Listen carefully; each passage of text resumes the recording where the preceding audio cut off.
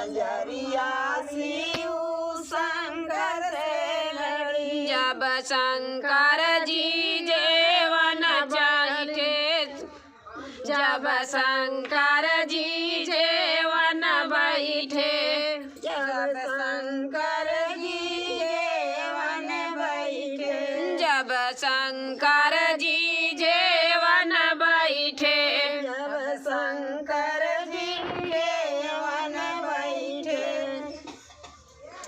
पहली अरज सुना शिव शंकर जेवना द्या बनवाई हो। पहली अरज सुना शिव शंकर जेवना द्या बनवाई हो। पहली अरज सुना शिव शंकर जेवना द्या बनवाई हो।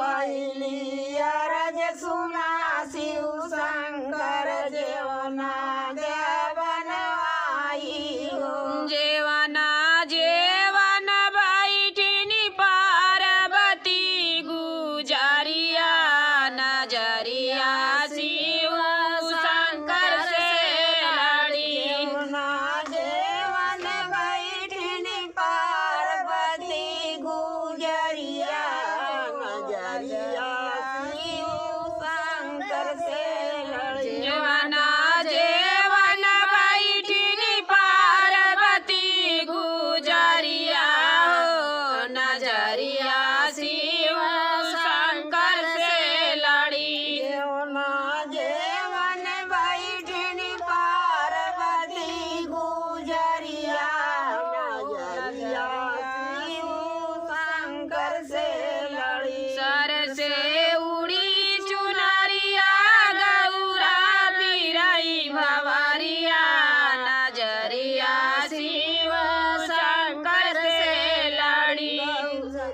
घर से उड़ी चुनरिया गौरा फिरई मारिया हो, नजरिया शिव शंकर से लड़ी। दूसरी अरज सुना शिव शंकर गेड़ुआ द्या भरवाई हो। दूसरी अरज सुना शिव शंकर गेरुआ द्या भरवाई हो। दूसरी अरज सुना शिव शंकर गेड़ुआ द्या भरवाई हो। दूसरी अरज सुना शिव शंकर गेरुआ द्या भरवाई हो।